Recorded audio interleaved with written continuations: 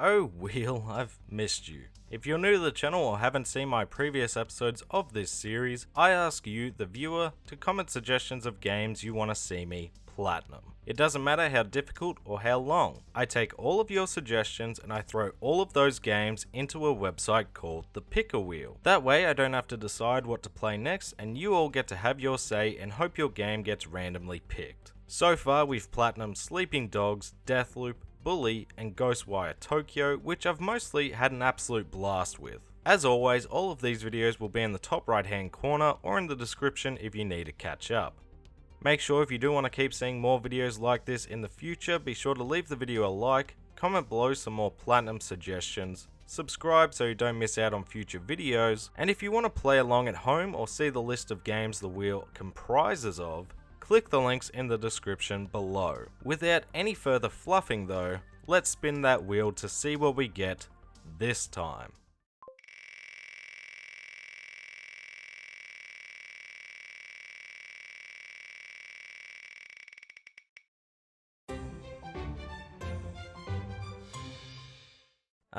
SpongeBob SquarePants. Not gonna lie, pretty stoked it didn't land on yet another open world game. I know we had some collectathon platformers in here somewhere and I've been itching to revisit that sort of game from my childhood. So when I saw SpongeBob get selected, I was over the moon because as a kid I loved the show, the movie, and more importantly, the games. Were the games my absolute favourite?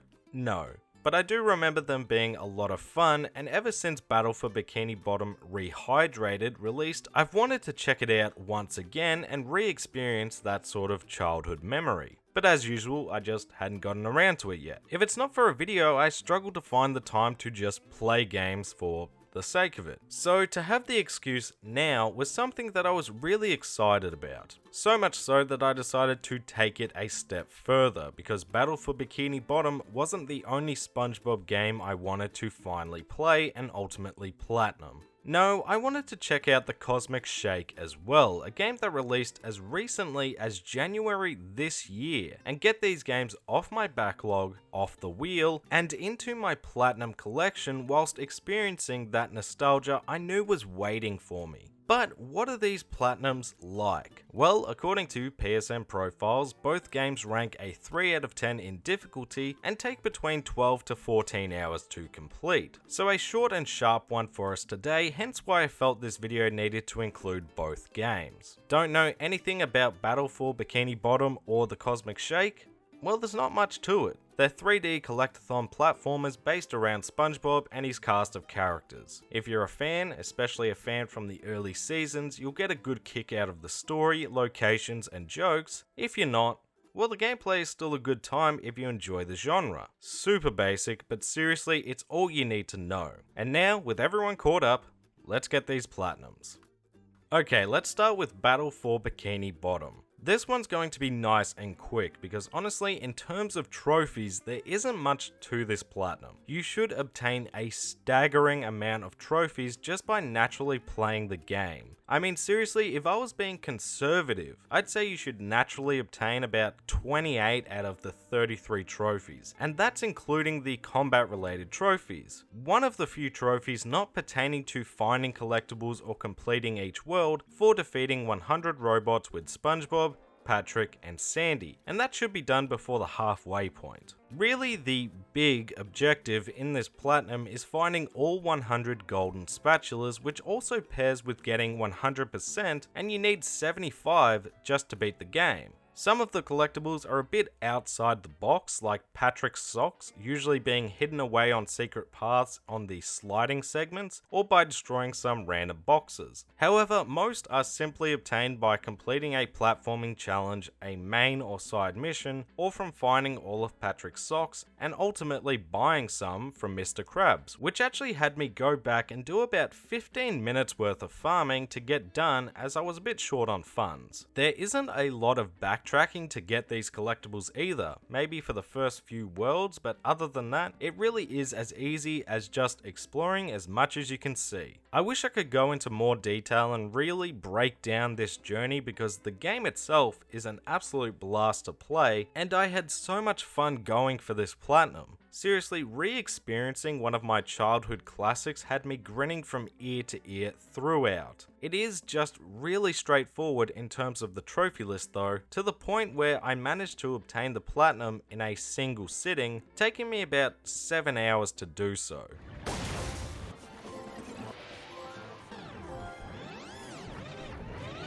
I'd say this one's definitely closer to a 1 or 2 out of 10 in terms of difficulty, but a lot of fun to play, make no mistake. The trophies definitely feel like gimmies most people should get, so I was very surprised the platinum only sits at a 2.8% completion rate. This bad boy is an ultra rare platinum, everyone. I don't know how, but I'll take it. So after I was done with Battle for Bikini Bottom, I'm not gonna lie, I sort of expected the same experience from the Cosmic Shake. A really fun game, but not the most interesting platinum journey to talk about once again. Well, to my surprise, I was wrong. The Cosmic Shake's trophies actually involve their fair share of specific challenges and thinking outside of the box to obtain, which I was so happy to see. That's not to say there aren't a lot of trophies you'll acquire naturally as you play the game, but it's probably closer this time around to about 13 or 14 trophies out of a possible 44 that I deem are completely guaranteed just by playing, which is a huge difference. You do have your standard finish this level,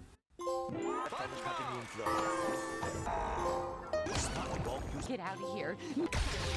beat the game, and random bits and bobs for doing natural gameplay objectives like unlocking our first costume, gliding 1000 meters, smashing 1000 tikis, have 10,000 jellies at once, hit 50 buttons, jumping on a bounce pad 10 times in a row, and that sort of thing. Those are the standard, but the difference here is the trophy list isn't also littered with collectible milestones. No trophies for finding a quarter or half the total amount of whatever collectible. No, just one for finding them all, and instead this time the trophies are much more focused on combat and boss specific challenges. To have the general gameplay more involved in the trophy list is great, and feels like you earn a lot more trophies along the way, which is always a good way to help minimize that feeling of a grind. But I've gotten a bit ahead of myself. I should probably explain my general thought process when attempting this platinum. Step 1, as I've gone over, was to just get through to the end of the game and simply enjoy it, but along the way trying to smash out as many of the combat and boss challenges as I could. Could you potentially get this platinum as the credits roll? Possibly, but it wasn't my priority this time around. So outside of the unmissables, I began my journey in the Cosmic Shake by griefing 25 innocent bystanders, 3 bubble attack related trophies in catching an enemy in a bubble without them detecting you, catching 10 Tartar enemies mid attack, and catching 100 enemies in total. Defeated 50 enemies without taking damage, made these blobs roar and push 50 enemies away, defeated said blobs 5 times by hitting other enemies at them, made these hulking behemoths crush 25 enemies with their bathtubs, didn't take any damage during the sandy boss battle, had 6 beach umbrellas all spinning at the same time, saw some live music in a nice and private setting, defeated one of the Hulks with this unicycle riding King's projectile, karate kicked 100 enemies, defeated 10 unicycle riding fools with their own projectiles, that's right, they got downgraded, reclaimed the Flying Dutchman in under 5 minutes, didn't get seen during the Gary boss fight, delivered all cakes without taking damage, made Glovey Glove defeat 20 enemies during his boss fight, didn't get hit with any of Squidward's tentacle attacks during the final boss, and that was me done with my first playthrough and was ready for step 2.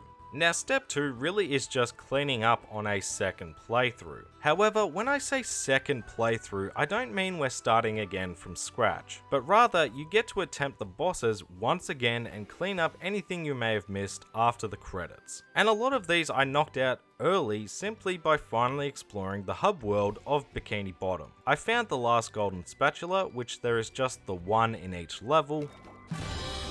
Absolutely Kirby'd 100 enemies into the leaf blower, caught 50 jellyfish, had these sandworms defeat 10 enemies, and destroyed 500 objects before I moved on to cleaning up the remaining doubloons and any boss related challenges I failed at first time round, returning back to the Wild West to ultimately try and catch Mr. Krabs in under 3 minutes. This took me an embarrassing amount of attempts simply because it's a tight window. You need to know what enemies need to go and which ones can be avoided, utilize the karate kick, and try not to stand on these walking beams because they're a time sponge. But eventually I did finally conquer this impossible task and moved through each world cleaning up the collectibles until I got back to the caveman world. Here I needed to defeat Pearl without getting hit by her shockwaves. Again, no idea why this had me struggling, but it did. Taking more attempts than I care to admit, but once again finally put my monkey brain to good use and knocked out the final boss related challenge and went on and completed the rest of the worlds. Turned in all the side missions and unlocked 100% completion for the Cosmic Shake. But I wasn't done just yet. I still needed to defeat 25 of these ninja teeth balls with environmental hazards, easiest to farm during the Glovey Glove boss fight, and buy all the costumes. Who would have thought the costumes would give me the most grief? So the costumes are what you spend all your jellies on, and in the original patch, you could get all of them for 500 apiece. Nice and easy. Not so much now several patches later. I'd say you need around 25 to 30,000 jellies now, and I was a good 10k short. So what I decided to do was farm this one dumpster in Karate Downtown that awarded 2 jellies per hit until I got to 10,000. Well, I say I did it, but really my wife was the real trooper here. She sat there watching her shows, pressing square over and over for almost an hour to get me the funds while I did anything else really. I tried to get the controller back, but she was determined at this point. So shout out and thank you to you, Cat. I appreciate you. But with the necessary jellies acquired, I bought the remaining costumes, as always, that I'll never wear. The platinum followed, and after 9 hours in total, my time with the Cosmic Shake came to an end.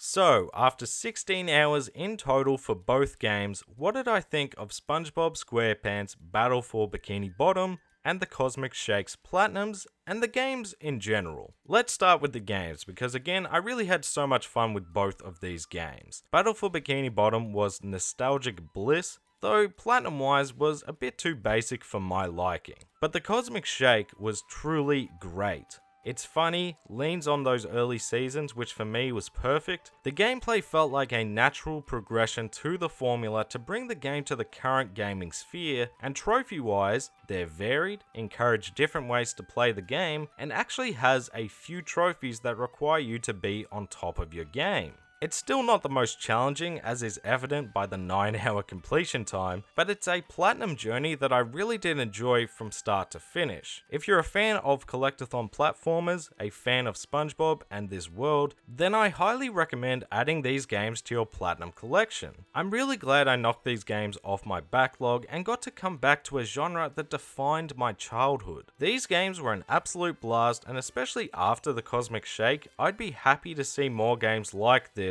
in the future. Thank you all so much for watching the video. Make sure if you did enjoy the video to leave it a like because it helps let me know that you enjoyed yourself. Comment below some more platinum suggestions. Let's keep this series going. Shout out to the channel members: Infamous Sir Hellfire, featuring Gaziano, Christian Vilgag, Cloud Connection, Kranatoko, Crumb Sparky, Driftum, Earlium, Gregors, Milk the Cow, Sparrow, and Stud Fox. For that extra level of support, I truly do appreciate it. If you're new to the channel, make sure to subscribe. Go give my socials a follow if you fancy at MayorHairBear, and I'll catch you all in the next video.